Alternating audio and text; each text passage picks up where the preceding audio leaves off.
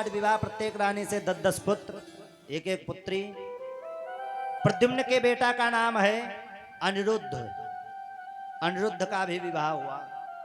अनिरुद्ध के 2 विवाह हुए हैं। एक विवाह हुआ है बाणासुर की पुत्री के साथ में। अब ध्यान देना, बाणासुर की पुत्री है जिसका नाम है उषा, और इसकी जो है सहेली है जिसके साथ में रहती है उसका नाम क्या है? चित्रलेखा। एक बार की बात है, उषा ने एक स्वप्न देखा है, और स्वप्न में क्या देखा है? अनिरुद्ध को भगवान जैसे लग रहे। अनिरुद्ध को देखा है तो सुबह चित्रलेखा को जग करके बताने लगी कि मैंने जिस पुरुष को, जिस राजकुमार को रात्रि में स्वप्न में देखा है, वो राजकुमार हमें मिल जाए। हमारी इच्छा है कि वो राजकुमार हमें मिल जाए। तो जैसे ही कहा है तो बोले किसको देखा है? चित्रलेखा चित्र में बड़ी परिपक्व थी। कैसे? बहुत से लोग चित्र बनाने वाले होते, भैया जौन जो आकृति में खड़ा हो वही चित्र बना करके तुरंत दे देंगे, वही चित्र बना करके दे देते हैं। चित्रलेखा ने एक बोर्ड पर चित्र बनाना जो है प्रारंभ किया है। 1 बनाए, 2 बनाए, 3 बनाए, कई बनाए। तो पूछती रही कौन है? ए है, ए है, ए है, कौन है? कोई नहीं निकला। और जैसे ही भगवान के पुत्र जो हैं, पौत्र जो हैं, अनिरुद्ध का चित्र बनाया है, चित्रलेखा ने पूछा क्या ए हैं? तुरंत कह दिया हाँ महाराज यही है, यही है। रुकिए रुकिए, बोले यही बालक मुझे चाहिए। जैसे ही इन्होंने कहा यही बालक चाहिए तो तुरंत चित्रलेखा वहां से गई और अनिरुद्ध का वहां से हरण कर लिया है। अब अनिरुद्ध का हरण किया। अनिरुद्ध का हरण करके जो है उषा के कक्ष में छोड़ दिया। अब रात्रि को उषा जो है अनिरुद्ध से बात करती है। अब बाणासुर तो अपना राज्य चला रहा है। कुछ सैनिक लगे हुए थे,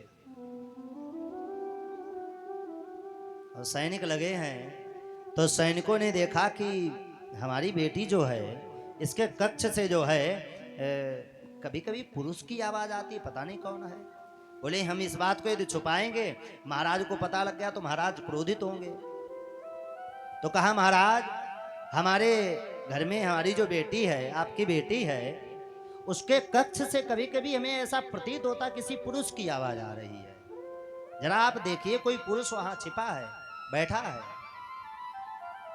जैसे इतना कहा है, बाणासुर तलवार लेकर के पहुंच गया, अंदर प्रवेश किया तो भगवान के पौत्र जो हैं अनिरुद्ध को पकड़ लिया है। अरे तुम हो? बंदी बना करके कारागार में डाल दिया, पड़े रहो यहाँ। अब ये पड़े हुए हैं, भगवान को कोई चिंता नहीं। अच्छा एक बात बताओ, 2-4 6 बाल गोपाल हो तो चिंता हो, और जिसके परिवार में 56 करोड़ बाल बच्चे हैं, वो किस किस का नाम याद रखेगा? किस किस को ढूंढेगा? कौन कहाँ गया है, कौन कहाँ नहीं गया है?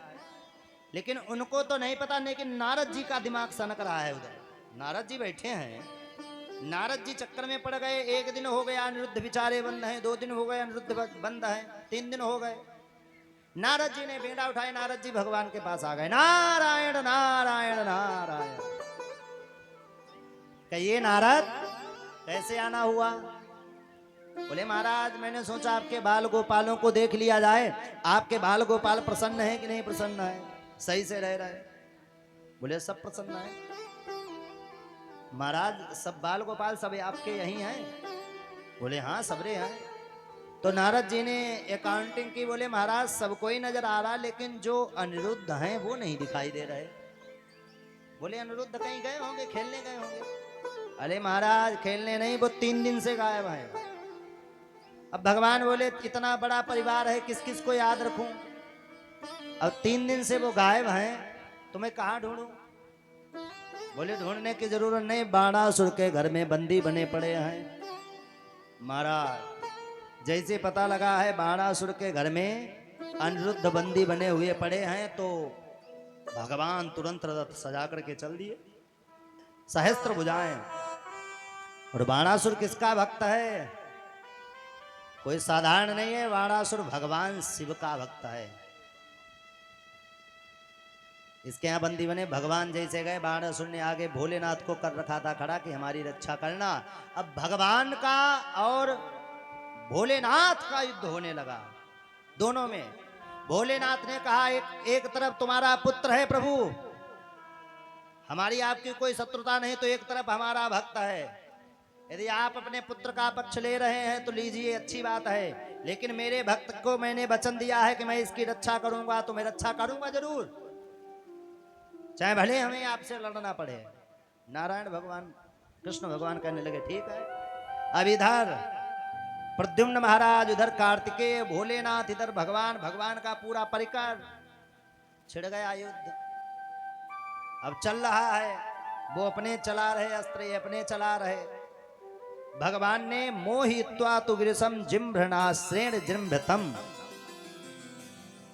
जिम्भड़ नाम का एक अस्त्र था, भगवान ने भोले बाबा पे जैसे चलाई, भोले बाबा को जमुहाई आ गई, मूर्छित होके गिर पड़े। और जैसे ही मूर्छित होके गिर पड़े हैं, इधर बाणासुर को पकड़ लिया है, उधर प्रद्युम्न ने कार्तिकेय को भगा दिया है। बाणासुर को मारने के लिए जैसे भगवान तत्पर तैयार हुए, भगवान तैयार हुए तो भगवान ने बाणासुर की 1000 भुजाएं थीं, धीरे धीरे कटर कटर कटर कटर सबरी काट दी। कितनी छोड़ी हैं? मात्र 4 बची हैं। तो मैया, जो बाणासुर की मैया है कोटरा, उसने सोचा कि मेरा बेटा तो ऐसे मार दिया जाएगा। वो जो है भगवान के सामने आ गई। तन्माता कोटरा नामा नग्ना मुक्त शिरोरभा। तन्माता कोटरा नामा नग्ना, वस्त्रों को उतार करके भगवान के सामने नग्न आकर के जैसे खड़ी हुई है, भगवान ने तुरंत अपने चेहरे को फेर लिया।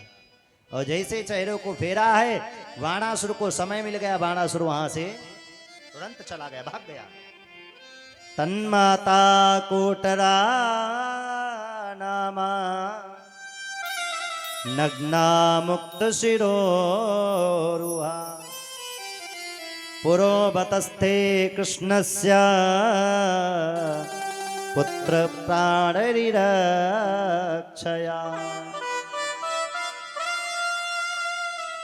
वो मैया ने क्यों किया है? क्यों? आज हमें ऐसा नहीं करेंगे तो मेरे पुत्र के प्राण चले जाएंगे। नग्न अवस्था में आई, भगवान ने चेहरे को फेरा है, तब तक वो भाग गया। भोलेनाथ की मूर्छा जागी है। बाणासुर को मारने के लिए तत्पर तैयार हुए तो भोलेनाथ ने कहा प्रभु छोड़ दीजिए, मारिए मत मेरे पुत्र भक्त को।